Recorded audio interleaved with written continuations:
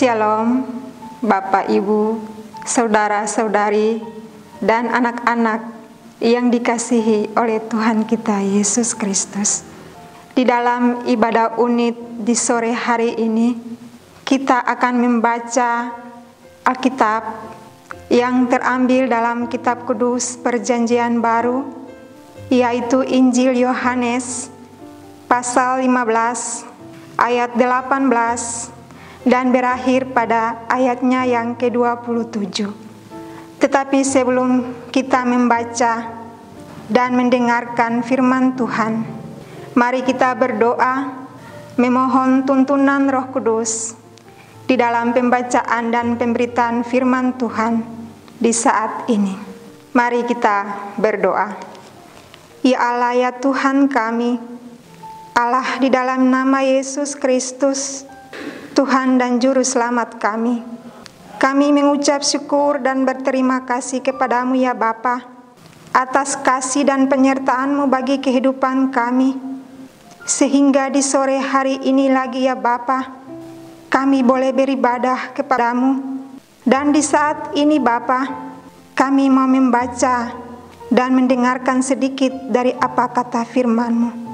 Tetapi sebelum kami membaca dan mendengarkan firman Tuhan, kami mohon tuntunan Roh Kudus menguasai akal pikiran dan perasaan kami, agar supaya firman Tuhan yang kami baca dan dengarkan di saat ini boleh bermakan tempat dalam hidup dan kehidupan kami, menjadi kekuatan iman di dalam kami menjalani hari-hari hidup kami dari hari lepas hari. Berfirmanlah bagi kami ya Bapa, di dalam firman yang hendak kami baca dan dengarkan bersama di saat ini.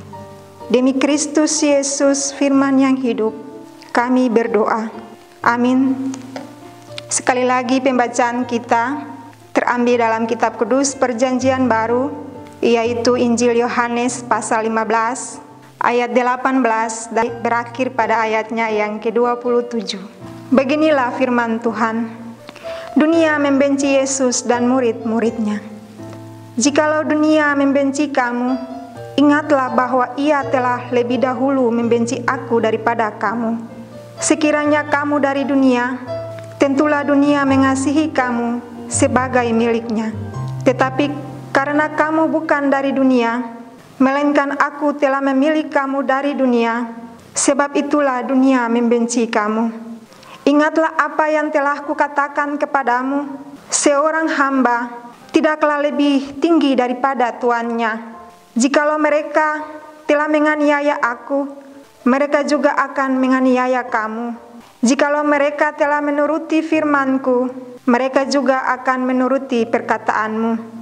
Tetapi semuanya itu akan mereka lakukan terhadap kamu karena namaku, sebab mereka tidak mengenal Dia yang telah mengutus aku. Sekiranya aku tidak datang dan tidak berkata-kata dengan mereka, mereka tentu tidak berdosa. Tetapi sekarang mereka tidak mempunyai dalih bagi dosa mereka. Barang siapa membenci aku, ia membenci juga Bapa-Ku. Sekiranya aku tidak melakukan pekerjaan di tengah-tengah mereka yang seperti tidak pernah dilakukan orang lain, mereka tentu tidak berdosa. Tetapi sekarang, walaupun mereka telah melihat semuanya itu, namun mereka membenci baik aku maupun Bapa-Ku. Tetapi firman yang ada tertulis dalam kitab Taurat mereka harus digenapi. Mereka membenci aku tanpa alasan. Jikalau penghibur yang akan kuutus dari Bapa datang, yaitu Roh kebenaran yang keluar dari Bapa, ia akan bersaksi tentang aku. Tetapi kamu juga harus bersaksi, karena kamu dari semula bersama-sama dengan aku. Demikianlah firman Tuhan. Bapak Ibu jemaat yang diberkati Tuhan Yesus Kristus, menjadi Kristen bukanlah sebuah pilihan, bukan pula sebuah kebetulan. Kita tidak memilih Yesus untuk diimani ataupun terlanjur dan kebetulan menjadi seorang Kristiani karena terlahir di sebuah keluarga Kristen. Kita dipilih menjadi citra Allah sejak semula oleh Allah sendiri. Kehidupan sebagai seorang Kristen yang kita jalani saat ini adalah respon atas pernyataan Allah di dalam diri kita. Untuk itu, saudara-saudara terkasih, di dalam bacaan kita tadi, Yohanes membedakan orang-orang yang berasal dari Allah dan orang-orang yang berasal dari dunia. Yang disebutkan berasal dari Allah adalah mereka yang mampu mengaktifkan imannya di dalam gerak hidup setiap hari dan mampu bertahan di tengah berbagai tantangan zaman. Namun mereka yang berasal dari dunia adalah ungkapan yang dipakai untuk menggambarkan manusia yang tidak mampu memaknai keberadaan dirinya sebagai citra Allah dan bahkan mempertanyakan Allah di dalam hidupnya. Bapak, Ibu, saudara-saudari yang diberkati Tuhan, sebagai pengikut Kristus, kita tidak bisa menghindari adanya orang-orang yang membenci kita karena iman kita. Dunia membenci kita karena dunia membenci Yesus. Mengapa demikian? Sebab Ia membuka mata mereka bahwa mereka berdosa, dan setiap perkataannya menelanjangi perbuatan dosa mereka. Kebencian itu kemudian dilimpahkan kepada murid-murid Yesus pada waktu itu. Bahkan ada saatnya para penganiaya murid-murid Yesus menyangka bahwa menganiaya murid-murid adalah wujud dari ibadah. Meski demikian, kebencian itu hendaknya tidak membuat murid-muridnya mundur. Karena sebagai murid-murid Yesus, tugas mereka adalah bersaksi tentang Yesus kepada dunia yang membenci Dia dan membenci mereka juga. Lalu saudara-saudara yang diberkati Tuhan, bagaimana mungkin Yesus mengharapkan murid-murid bersaksi kepada dunia yang membenci mereka? Bukankah dunia akan langsung menolak? Murid-murid harus bersaksi tentang Kristus, karena sejak semula mereka sudah bersama-sama dengan Dia. Namun Yesus akan mengirimkan Roh Kudus yang akan memberikan kesaksian tentang Kristus melalui murid-murid. Saat mereka bersaksi tentang Kristus, Roh Kudus akan memfasilitasi kesaksian mereka. Bapak Ibu jemaat yang diberkati Tuhan, dalam bacaan kita di ayat yang ke-18 dikatakan, Tuhan Yesus sendiri sudah mengingatkan bahwa jikalau dunia membenci kamu, ingatlah bahwa Ia telah lebih dahulu membenci aku daripada kamu. Hal ini berarti kehidupan gereja yang adalah persekutuan orang-orang yang percaya kepada Kristus akan berhadapan dengan berbagai ancaman kebencian. Menderita bagi Kristus berarti kita harus siap dan rela bila dunia membenci Yesus. Inilah adalah kenyataan yang tidak bisa kita hindari, sebab dunia telah lebih dahulu membenci Kristus daripada kita. Makanya janganlah heran bahwa apabila dunia membenci Yesus dan dunia membenci kita, karena kita bukan berasal dari dunia, dan dunia tidak mengenal Yesus dan Bapa. Memang untuk mengenal yang tidak kelihatan itu sangatlah sukar.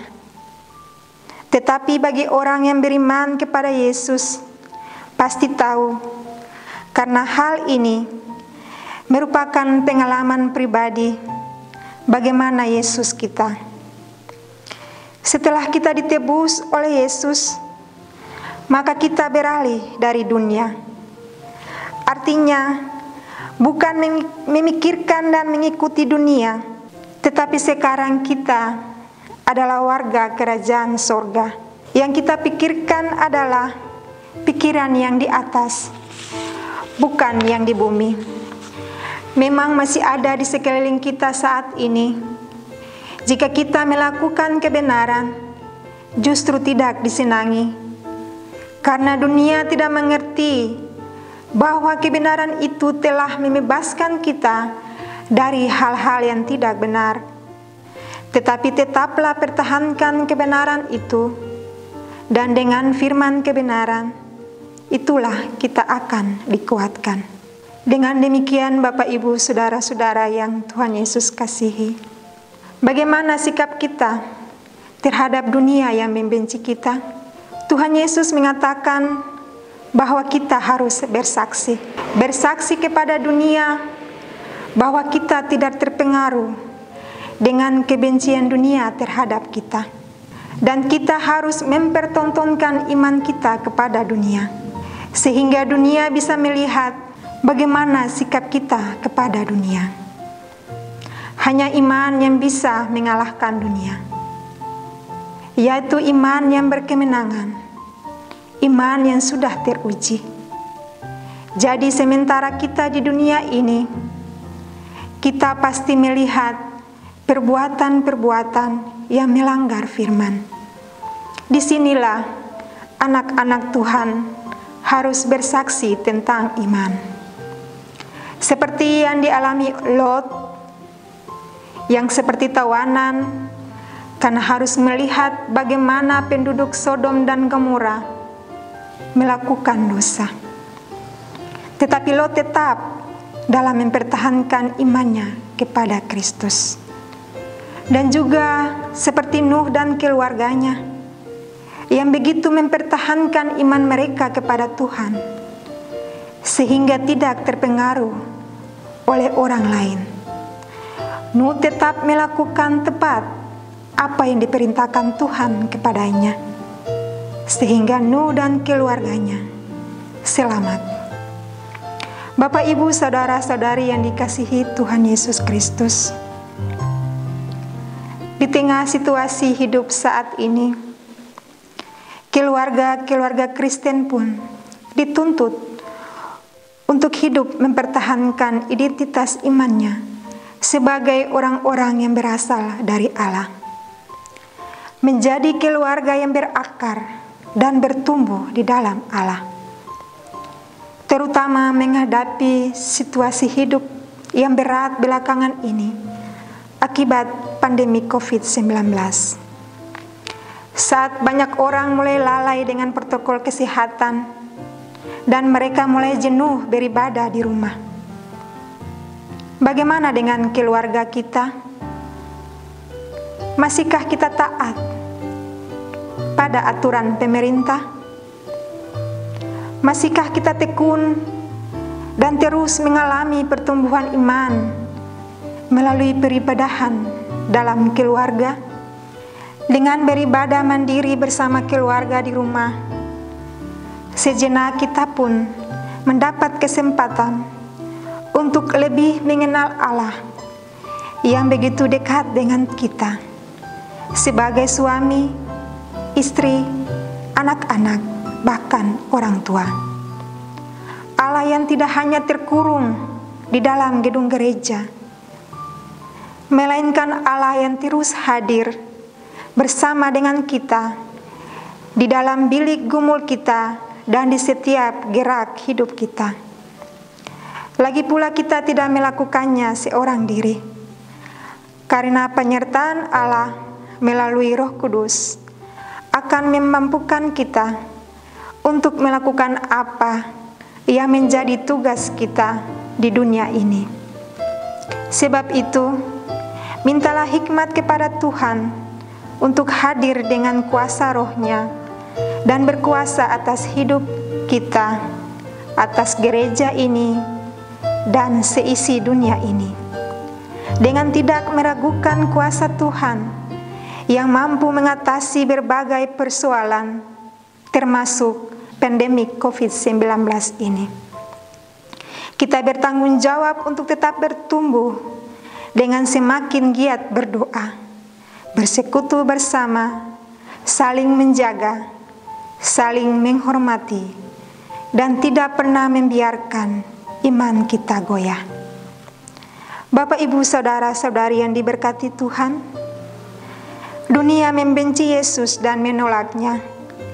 Tetapi panggilan kita untuk hadir di dunia adalah untuk mengasihi, memulihkan, dan menyelamatkan dunia. Mengasihi dan menyelamatkan adalah fokus pemberitaan gereja yang berada di dunia. Tidak sama dengan dunia, tetapi mengasihi dunia dan sesama manusia. Untuk itu, saudara-saudaraku, jagalah hati dan pikiran kita terhadap sesama manusia, supaya jangan ada kebencian, iri hati, kedengkian, dan lain-lain. Ingatlah bahwa di setiap perbuatan baik kita, Tuhan akan menyediakan berkat bagi kehidupan keluarga kita. Kuatkan kita untuk selalu mengasihi di tengah ancaman kebencian. Tuhan memberkati kita.